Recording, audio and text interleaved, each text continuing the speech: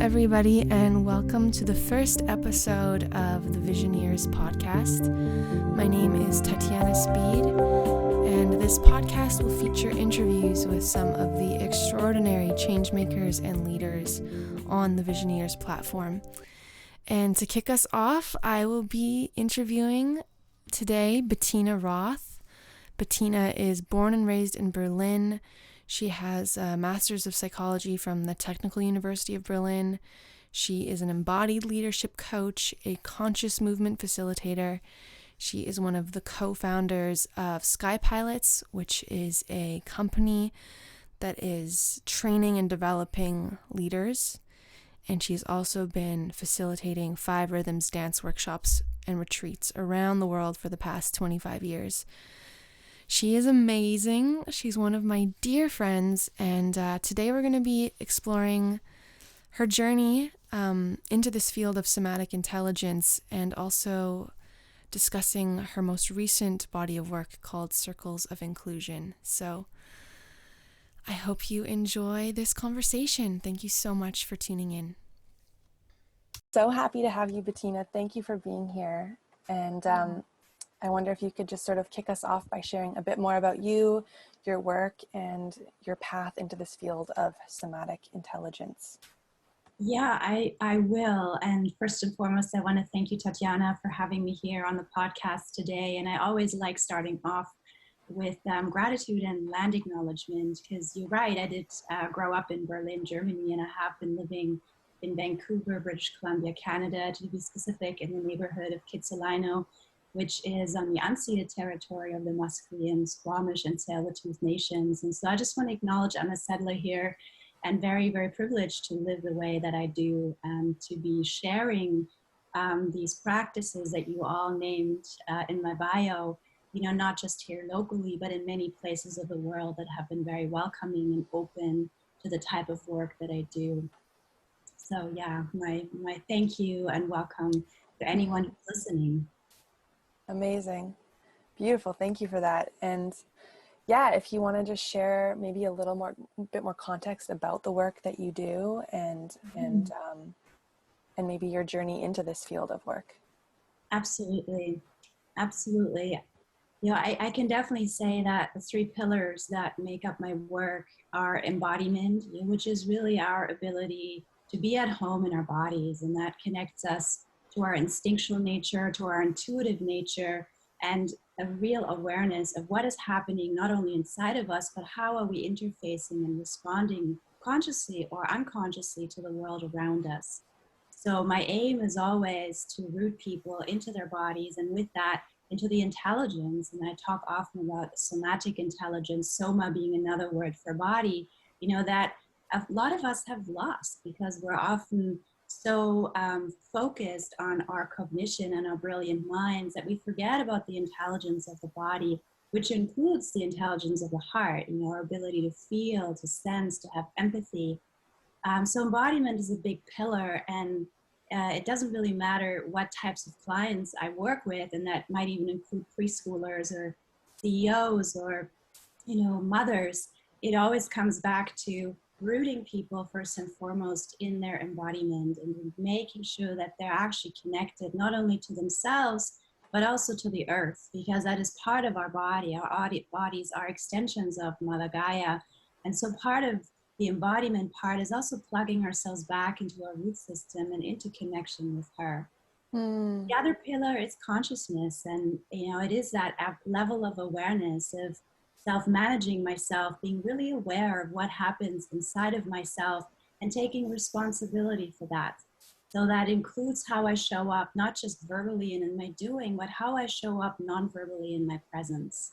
And so the offerings that I create usually have an invitation for mindfulness practices, usually have an invitation for bringing awareness to these deep-seated patterns that we each hold. Some of us are personal, some of us are cultural, and some of us come from our ancestry and, you know, even our past lives. So those deep programs that live literally in the soma and in the mind. And then thirdly, and I love that you mentioned Sky Pilots as, you know, my recent startup together with Stuart Anderson, is the ability to lead and to step into leadership. And for me, leadership is not a role. It is really our way of showing up, and showing up as conscious and connected as we possibly can, to not only steward our own lives, but to take responsibility for the people that we touch, and also for the environment that we inhabit. I love that. And I'd love for you to share kind of more about the work you do in Sky Pilots, because, you know, more than ever, this world seems to need, it's calling out for quality leaders to help us through this really pivotal time in our history. How does Sky Pilots kind of promote this idea of embodied leadership, or what does that mean to you, embodied leadership or heart-centered leadership? Mm-hmm. Well, I even love when you say heart-centered leadership and you make this beautiful movement. For me, it is really that. It is remembering that we're human beings first and foremost, and that we're feeling and caring. And that ability to have an awareness of, I actually have feelings. When I make a decision, I actually have a somatic experience when I am at work, is partially, I think when we look at our trajectory, especially during COVID, of primarily working online and working so much with technology, it's so easy to have that go missing. So at Sky Pilots, we really focus on the self-development, and self is the small self, as in your personality, but it is also that remembering of our divine aligned selves. And that includes kind of your reason of why you're here, your purpose. And I really believe that we each carry an inherent gift that we're here to contribute at these times, that are very turbulent, as we all know. We have so many challenges. And so for me, I want to support people with that. It's like, what is your true mission? And we talk about at Sky Pilots, our mission possible. It is essentially an alignment of our vision. And some of us have a very clear vision right from the get-go, and some of us need a little more time to actually go, where am I going if I'm not just in survival patterns every day, but if I can take that bird's eye view. And then how do I bring my passion to that? And that is really that is the heart-centered leadership, to make sure that what you do in life also ignites you. Because truth is, if we're not in love with what we're creating every day, it is very difficult to sustain. And it is tangible. If a leader shows up with warmth and care and actually joy in what they're doing, it is contagious, and it goes a long way. And then lastly, of course, our ability to give our work purpose and to be willing to put our life force behind it. And that is a bit my specialty. At Sky Pilots, that's the piece that I bring in, is the one of embodied leadership. And recognizing, where do I fall out of alignment? Because the truth is, the body responds so much faster to our environment or to an interaction or to a task than we can feel or think. And often it doesn't come to our conscious awareness. And, I often coach people who have these high expectations of themselves, and then they respond with anxiety or nervousness, or literally their body begins to shut down. And rather than going like, oh, something's wrong with me and I have to override it and push further, it's like, no, this is very valid information. Let's check that out. What somatic body-based pattern are you carrying here? Maybe the direction that you're moving in is actually not quite right for you, and your body is signaling that. So it's a lot of listening, to be truthful, that we're bringing into the program, to oneself, but also to another. Because a lot of it in leadership is, how do we lead others and how do we follow others? To me, both of those qualities need to be there together, that I am aware that I'm always part of something bigger. And so the two C words that I often preach, when we talk about leadership, and especially teams, is, how do we lead collaboratively and how do we co-create together?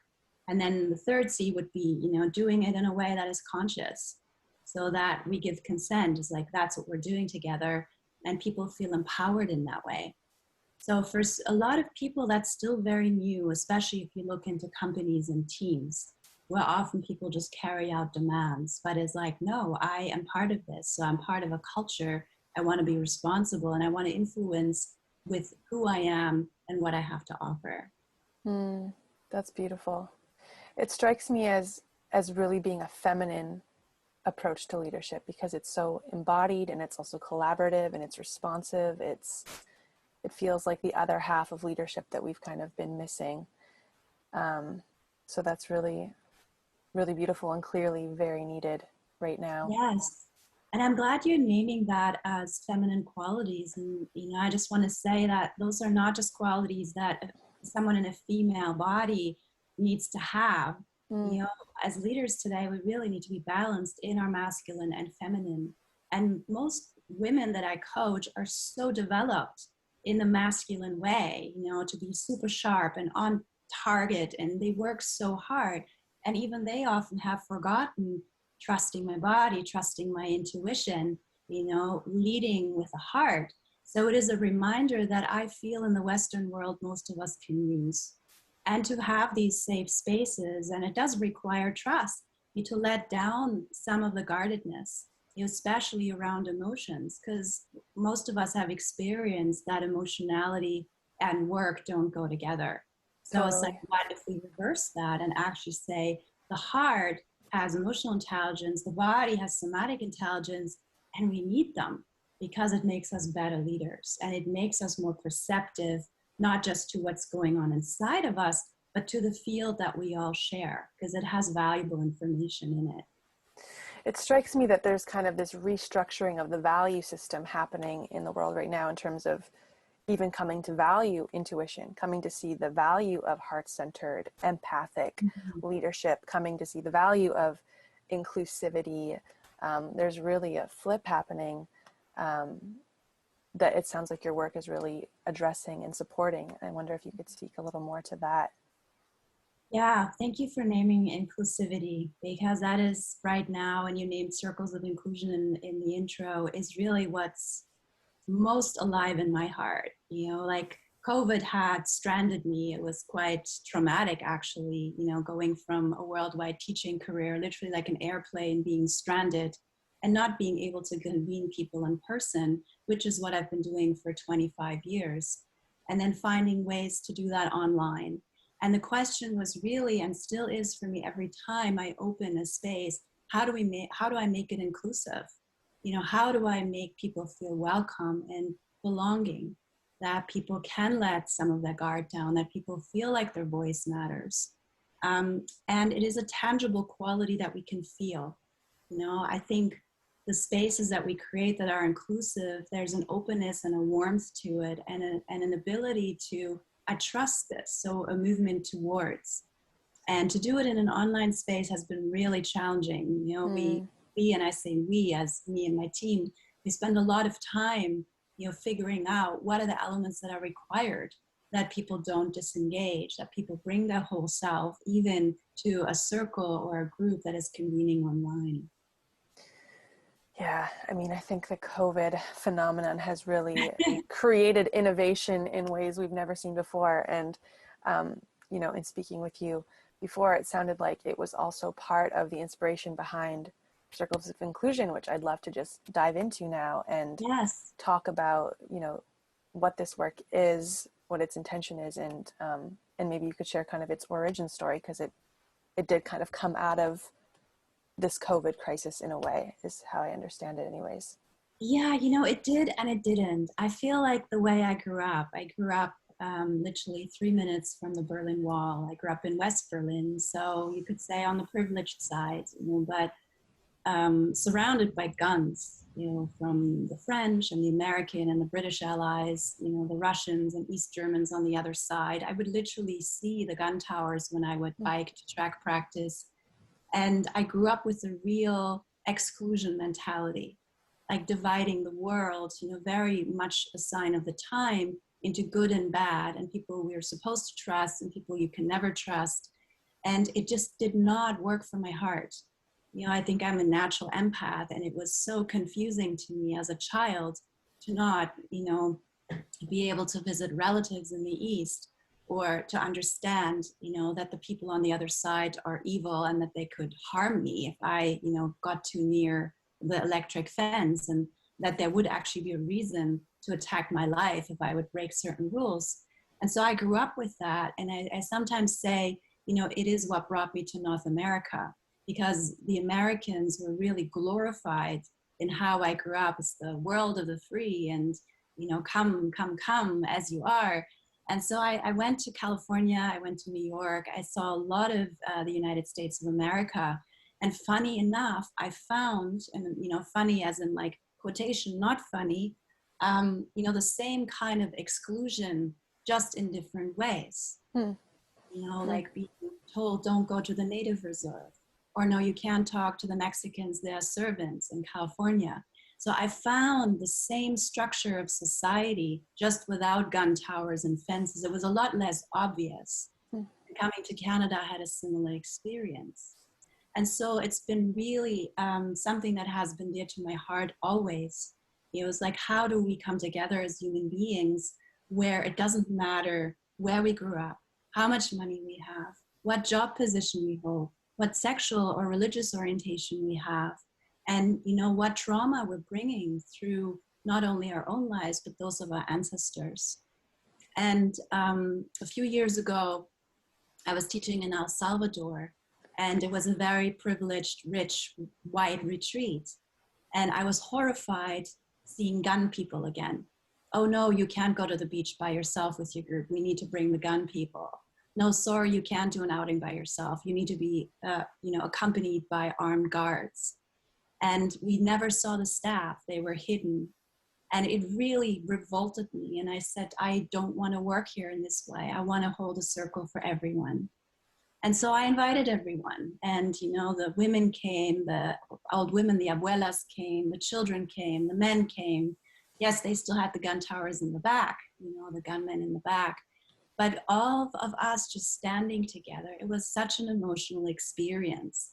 And it really planted the seed for me that in these embodiment ways of coming together, when we are literally just standing in a circle, we're all equal. There's no above, there's no below, and everybody belongs. And I think that's the real wound that we carry in our humanity, is to feel like we belong, to this planet, and we belong together. And so it was a bit of that beginning seed that you were mentioning. And then, yes, during COVID, it became a lot more apparent, because suddenly I was asking, how do I stay connected with people? And how do I support people worldwide? And so the work took on a different context for me, but it is always really in the spirit of convening, healing what I call, the wounds of disconnection, which are essentially the wounding within my own self, because I have exiled certain parts of myself through my own history, so have you, so have most of us. And then we have exiled and disconnected from each other, through our history, through our upbringing, through the shared story of the earth. And then we have also disconnected from the environment. And with that, nature as she breathes. So those are the three most important pieces, that I think really directly contribute to the humanitarian crisis, the environmental crisis, to the economical crisis that we're in. And so the work, that wants to come through me at this time, and I really identify as being a conduit for this type of work, is essentially designed to heal and mend those wounds of disconnection. And we can only do that, one breath at a time. It's not a quick fix. It's deep, deep work. And a lot of it goes through the body, because the body holds all these memories. And the body doesn't lie. It's like that library of all stories. And we know, when someone is really centered and they're peaceful, is like that ripples out. But those people have done their work, right? So powerful, Bettina. I feel like you actually, in that phrase, healing the wounds of disconnection between ourselves, each other, the environment, the ecosystem, basically summarize the entire human experience and the entire kind of work before us in a way that's so simple and yet so profound. And I love that so much. And I feel like right now we're seeing division on kind of a whole other scale with, what's happening with COVID and the kind of lines that are splitting, right and left, and and not to get into kind of all the politics of what's happening, but just the need right now for there to be this connection and for us to recognize our shared humanity and our shared goals. Yeah. It's huge. So just to really see the relevance of what you're bringing through. It is huge because I believe the polarization and division is just going to grow, and social media doesn't help. The way the political, conversation is going doesn't help. Mm-hmm. And, I have taught these movement practices, specifically the 5 rhythms practice, which was founded by my teacher, Bettina Rothe, all over the world. And what I have noticed is, sometimes I don't speak the language, or, sometimes people are really very different than how I show up or how I was brought up. But we have more similarities than we have differences, especially once we start moving, especially once we start making sounds together or singing together. And, I think movement and rhythm as a language is the primary mother tongue. That's how most of us communicated way before we even developed language centers and sounds and gestures and facial expressions. And so I love watching people who walk in, and at first there's always that sussing out, do I belong?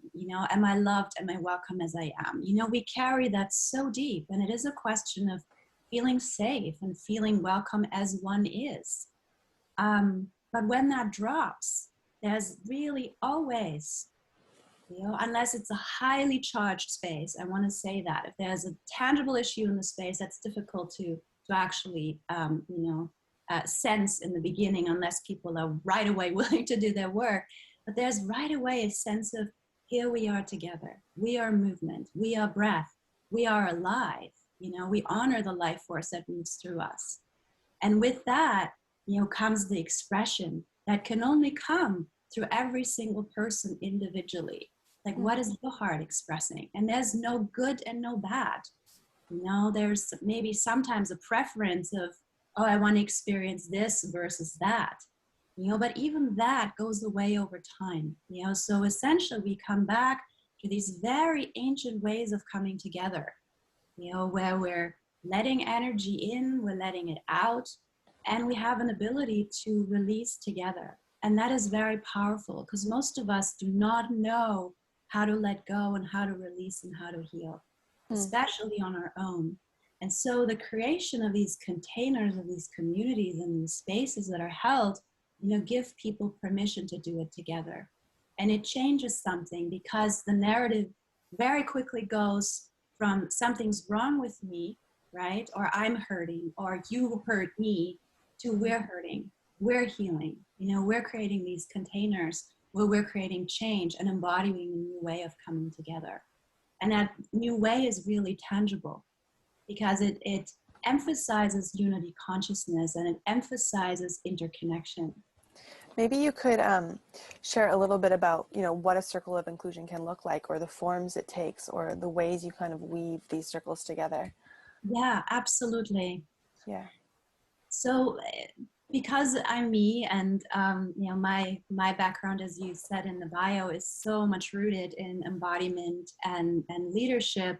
Those are the 2 components that I bring as the facilitator to these circles. And my vision really is, that this work will grow and invite other facilitators to bring their passions, their skills into convening. But for me, the connection through the body, through movement, and that might even just include, some breathing, some sounding, some music that I play that people can move to however they want. They're invitations to first and foremost connect with our sacred vessel. That's one component, is embodiment. The other one is listening. So there are ways that we can share personal stories with each other, either through personal sharing or even through movement, expressing ourselves through our own breath movement, where someone else just listens and takes in. So being witnessed, being listened to, being heard, that is another important component. And then dialogue, really being willing to engage and exchange. And curiosity here is key, to actually go, I'm curious about you. Tell me about you, right? So the ancestry, the acknowledgement of where are we from, how have we lived? How have we suffered? How have we celebrated this life? And then the component that I often point to is an experience of unity consciousness, which can be so many different things. You know, it can be a meditation, it can be drumming together, it can be silence together, it can be a mat dance together, but something that makes us realize that we are connected. And, you know, if we are in a nature setting, in a retreat setting, I would always take a group outside so that we have the same experience of connection, you know, with the land that we're moving on.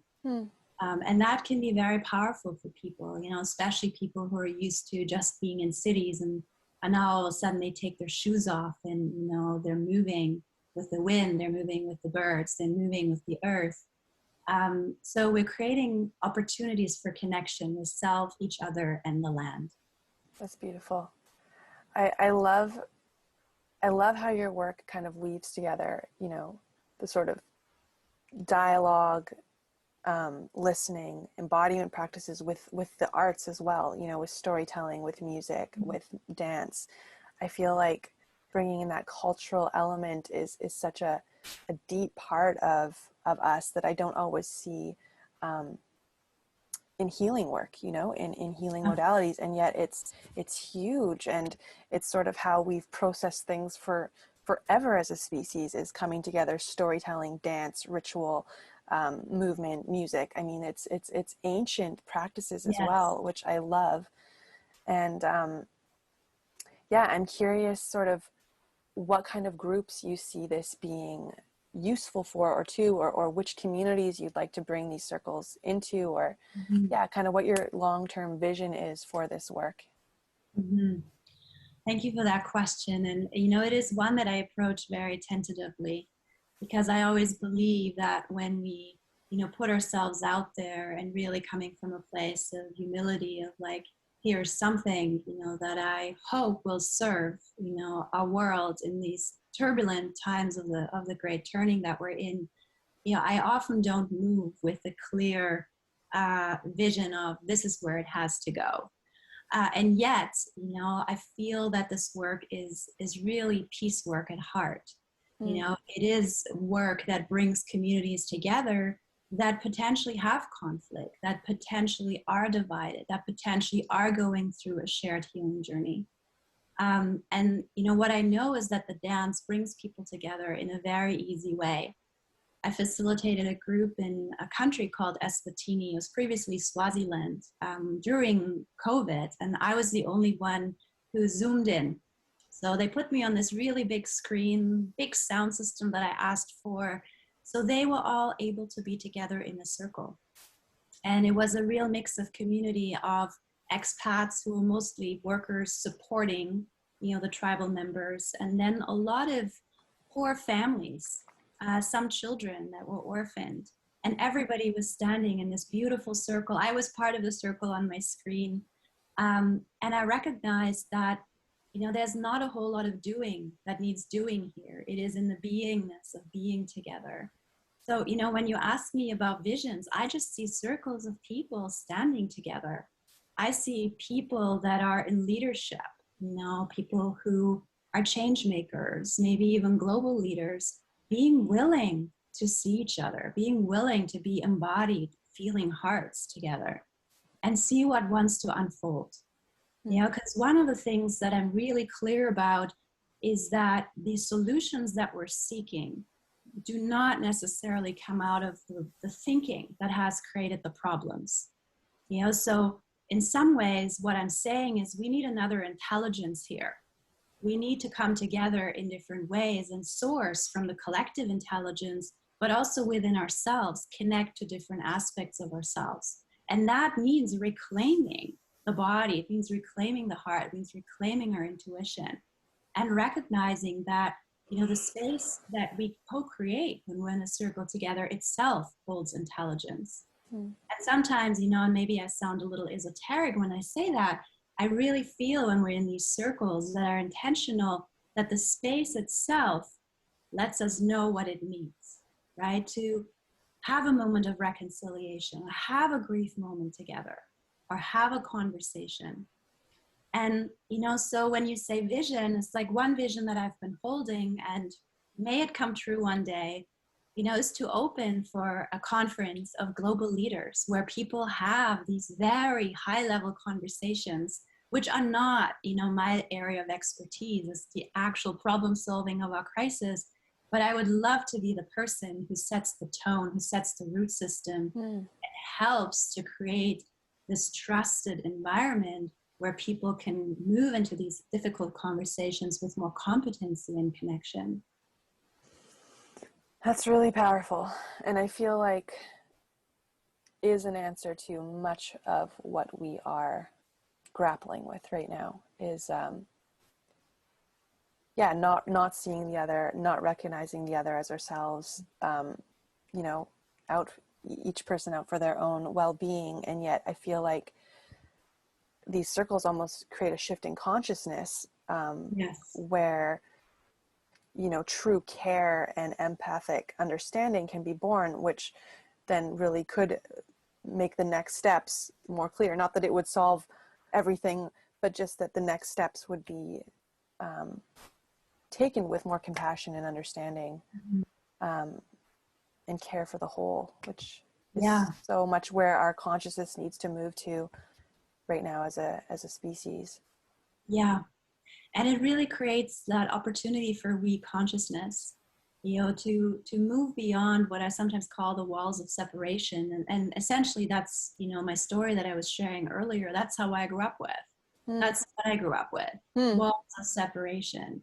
And I often wonder, like the Berlin Wall, when it came down and that excitement of here we are together, if there would have been more skilled facilitators, enlightened beings, politicians, how different Germany could have evolved to than what actually happened, where again, one system was taking over another system and one type of person felt more superior to another type of person. But, I've always thought that, that the way I grew up, which was not inclusive in the least bit, if that would have been an option when the Berlin Wall fell, wow. We would probably see one of the most extraordinary countries, if people would have taken the time to do the healing work. But the truth is, it does take time, because especially if a lot has been shoved under the rug, and if I use my own country as an example, the intergenerational trauma that is there because of the world wars and everything that has gone down since then, including the wall and the undoing of the wall, like if that is not acknowledged, it always is there, tangible in the field between you and I. And people re-trigger each other, right? And kind of remember, it's like, oh, you're my enemy, or you're this. And so that's why I sometimes say, that consciousness is so important, because we can just say we're all part of this dysfunction or this separation or this exclusion. Let's do the work together. Because the truth is, I can dance for another person. I don't just have to dance for my own suffering, but I can dedicate my healing, to somebody else, to my ancestor, to a cause, to the forest. And so it never stops. That's what I'm learning, is that in that spiral of evolution, and, every circle is an opportunity to move forward in the spiral of evolution. It's really that helix, that here's an opportunity, to do some healing, to move forward in our consciousness and to wake up a little more. It never stops. And what I guess I've been observing is that more and more people are ready, not just to do their personal work for themselves, but to do it for the next generations and to do it for their ancestors. Because a lot of us are finally in the position that we're no longer just in survival, and we have more capacity and we have more privilege. And so with that privilege, to me, also comes a responsibility, to show up for people and communities, that are suffering. And that's really where circles of inclusion fits in for me. I love it. I was getting this image as you were talking about kind of like your own soul's journey, kind of growing up in Berlin, where the separation was so stark and so obvious and so in your face every single day, and how that kind of is what shaped and evolved this passion towards creating inclusivity, towards bringing down the walls of separation, towards creating this unity consciousness, and just just how powerful that is, that kind of full circle of your evolution towards this work. Really amazing. Yeah.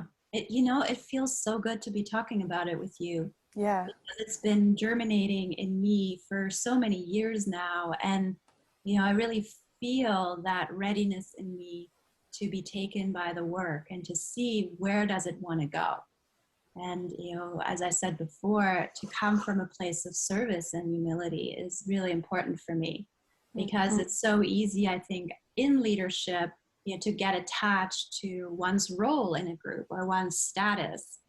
And in circles, I am just a part of the circle. And yes, I'm clear about the role that I'm standing in, but it might be you the next time. Or, it might be our friend Warren, or it might be my friend Stuart, standing in these roles of convening. And, that's what's been exciting for me working with leadership, is to recognize that the top-down model and the power hungriness doesn't serve anyone anymore. So the circles, and we do the same thing at Sky Pilots, is really an opportunity to get empowered. And that does mean taking responsibility for oneself and letting go of the victim consciousness. It's like, you did this to me, then we're moving into blaming. So we also need to go by that. And what comes after the victim and the blaming, is the opportunity to do some healing. And I think culturally and collectively, that's the step that we need to take together. Because the other two aspects, the victim consciousness and the blaming, don't go anywhere. They just create further separation and division. And dialogue is hard. I polished up on some mediation and conflict resolution skills over the last year, because I was primarily trained in nonviolent communication and Gestalt psychology and other ways of convening. And suddenly it dawned on me, I was like, if I want to work in these more charged environments, I also need to be willing to be more in conflict situations and to have more of a role of a mediator. And wow, it's difficult. It's not something I think that a human being naturally shouts hooray to. It's like, yay, bring on the difficulties, bring on the division.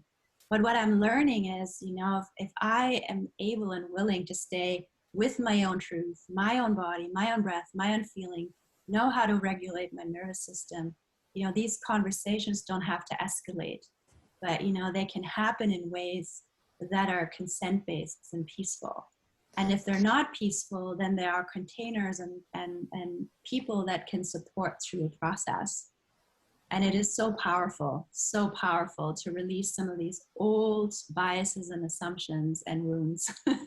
I had to do a lot of that on my own, and had the privilege to work with exceptional teachers and pioneers over my life. And so there's also that real desire to give back right now in my life, because I feel like I have gotten so much support in my own healing journey, in my own leadership journey. I also think that one of the tools you bring, which is the storytelling and the arts and music and all these things, it almost can do the role of mediation for you, because it discharges things so well, because it's funneled into an expression. And actually, just yesterday I was reading about, in Rwanda after the Civil War, a group of people started these theater groups where both sides enacted their stories to each other, and it actually brought a total healing of those groups. And obviously the country still had, rebuilding after something like that is generational, but just that there were these little hubs where healing was taking place, and it was facilitated through the witnessing of each other, through storytelling and through the arts. And I was just so moved by that. And as you're speaking, I'm just seeing that circles of inclusion, it's kind of bringing that wisdom as well in another container. And just the potential of that for so many communities that are in need of finding and reaching each other again and being reconnected. And I know you're taking your vision one step at a time, but I would love to see that for groups in the US right now, where the tensions between the right and left are so like just where the polarization is so acute. And where to solve the challenges that we're confronting, we need to overcome that so we can move forward together. So just such a beautiful offering, Bettina. And I know you were sharing to me earlier that there was a visualization that you had that you could kind of lead us through. Sure. That I think would be really lovely, so people got kind of a taste of it. I will happily do that. But before I go there, you know, what you just said reminded me of one of Bettina Rothe, who's the founder of Five Rhythms, you know, my dear beloved teacher for more than a decade. You know, she always said that, you know, the dance gives us an opportunity to turn our suffering into art. And what you just described about the theater in Rwanda is exactly that, is to turn our suffering into art and to have compassionate witnesses, right? To have that loving awareness, because that in itself is so healing, right? To be seen, to be heard, to be felt. It's kind of like consciousness looking at itself. And so the witnessing, you know, I think is an element that I didn't say enough about. But the experience that I want to guide you and the listeners through, you know, is one that is bringing the witness in us, you know, to the foreground. So what I will invite you to do right now is to close your eyes and take a moment to feel your body from the inside, starting with your feet as they touch the earth. And if they're not touching the earth, or if they're crossed, or you're just on your tippy toes, see if you can plant your whole foot down and just wiggling your feet a little bit, side to side, making contact with the earth. And if you're sitting, rooting down through the sits bones, giving over your weight. If you're standing, giving more and more of your weight to the feet, so that you actually become aware of that relationship with gravity in your body.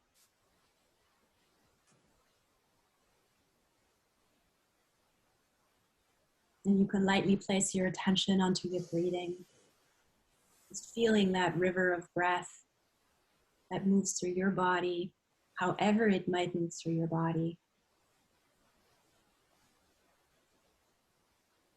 And just say lightly to yourself in your mind, here I am, here I am.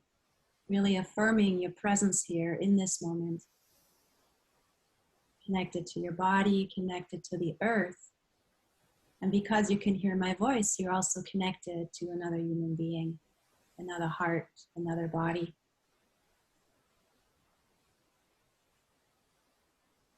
So I want you to imagine standing in a circle with a group of people that maybe some of you know, some of them you don't know. And the size of the group is entirely up to you to create. Maybe it's 100 people, maybe it's 5 people. See if you can stand in that circle and feel a presence of another human being to the left and to the right of you. Maybe you feel the warmth of their bodies. Maybe you can even hear their breathing.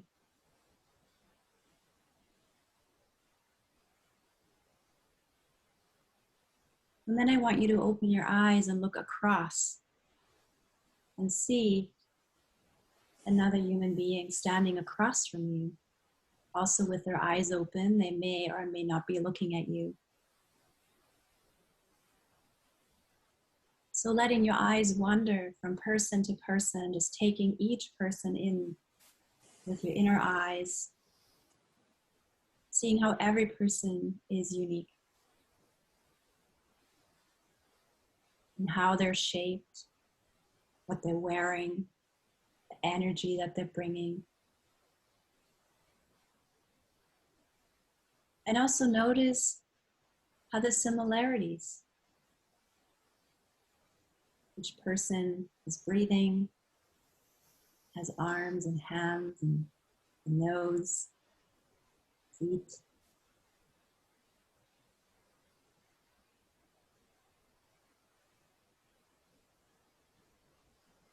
And just notice how you're feeling standing in this circle, even though it is just in your mind. I'm sure your body and heart are having a response. Maybe you feel shy, or maybe you feel excited, maybe you feel a sense of belonging, or maybe a sense of overwhelm of having to be with other people.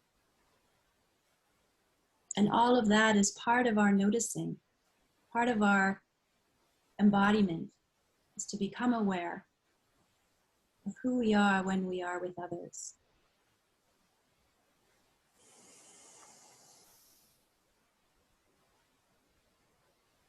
So I'm going to invite you now to walk across the circle to a different spot. And everybody does that. So the whole circle is reorganizing right now. And you're just walking across to the other side in your mind. Maybe you're walking fast, maybe you're walking slow, maybe you're crawling, maybe you're skipping. And then when you get there, I'm going to invite you again to just pause and feel the person to the left. And feel the person to the right. They're most likely different people.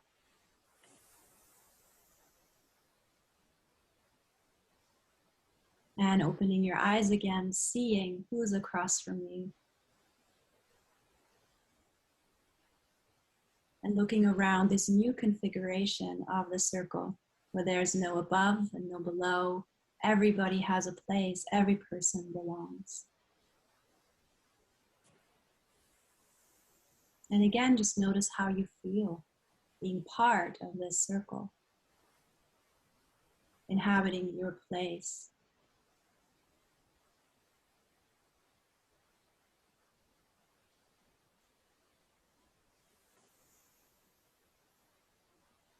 And just in your own way, I invite you to make a gesture, maybe even through your physical body, otherwise just in your mind, of gratitude.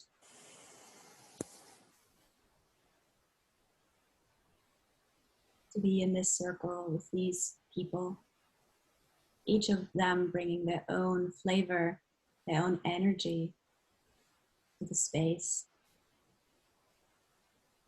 And knowing that you bring your own energy and your own life experiences and life stories to the space, just by being who you are.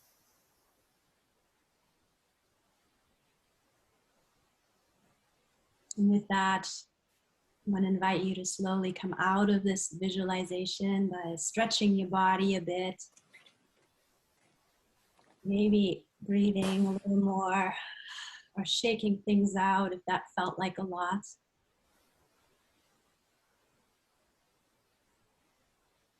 And I'm curious, Tatiana, if you could just share a few observations of your visualization. Yeah, I mean, I felt myself in a circle of, it felt like I was in a circle of humanity, honestly. Like I really felt a part of the entire human story as we were doing that, like my place almost in the web of life. It was really, and as I was breathing, I could almost feel like every person in the circle breathing. I could feel the trees breathing. I could feel every life form in the world breathing. I could feel the universe breathing. I felt like it was, it really did plug me into a deeper level of connection to myself and to human beings in this earth. So yeah, and it also was just really calming and peaceful and soothing, and I could feel where I was jittery and holding some tension, and also feeling that connection kind of brought my body into a deeper rhythm and rest, and hearing your voice sort of guiding it. Yeah, there's something that's really responded to that in my system. Mm-hmm. Yeah. Thank you for sharing that.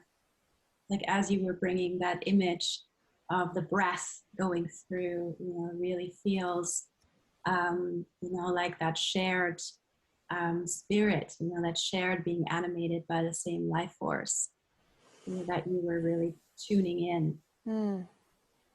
The same life-giving principle in every single person in the circle.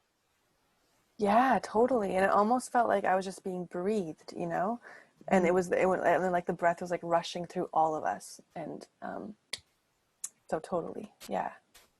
Really powerful. And I also was just thinking as you were leading that, just how awesome that would be in a room full of world leaders or like just the different contexts that you could facilitate that in, and how powerful that would be. Yeah.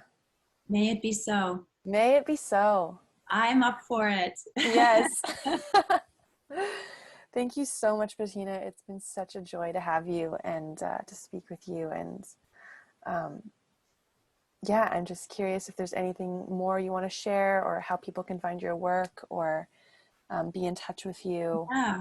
Yeah, maybe I'll share just briefly, you know, how I'm currently showing up in my offerings, which of course are always changing, you know, especially now that COVID is, subsiding here, at least in Canada. So in-person gatherings are possible again. But you know, I work as an embodied leadership coach. So I work with people or small groups, either in person or in the Zoom space. You know, so often even on specific skills or on, you know, awareness of their own ways that they're disconnecting. You know, sometimes even just within oneself. You know, often I think being willing to stand in our own circle as a start, and recognizing what is here and what needs my attention, you know, is a great start to actually begin the healing journey, or the, you know, reconnection, reweaving journey. And then of course we're working through Sky Pilots, which is more of a corporate program for emergent leaders. And otherwise I can be booked as a facilitator specifically for events that might include conferences. You know, I've been speaking for TEDx. I opened one of their stages, you know, which is always really fun to do. And I also create intentional offerings for specific groups, and that I do online and also in person.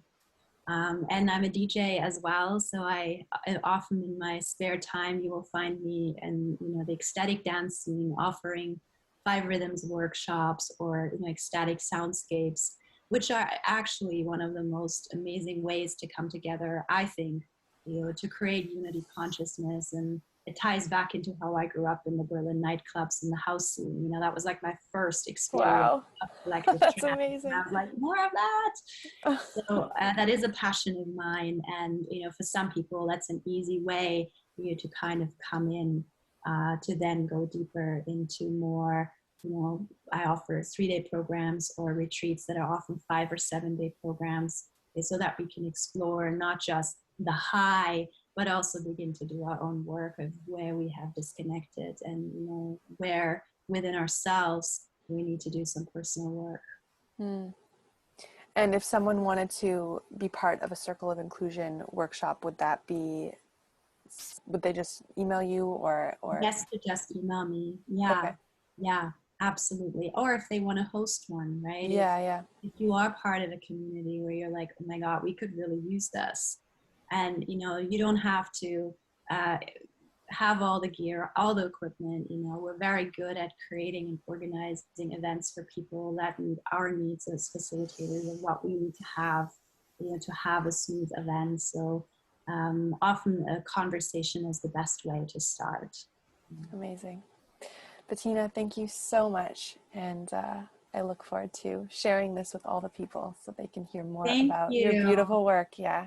Thank you so much. And thank you so much for your support with all of this. And, you know, I also just want to thank you and the Visioneers for the Lifetime Achievement Award. It has meant a lot to me, because I think sometimes, you know, I've been feeling like the lone wolf, you know, doing a lot of work in the world that I think goes unnoticed, because it is often in these private environments, and, you know, not so much on media or social media, because we're very, very much respecting the privacy of our clients. But, you know, the award meant a lot to me, because there's definitely the humanitarian in me, you know, that was like, oh, that feels good to be acknowledged for the work that I've been doing, you know, for communities over these last 25 years. So thank you.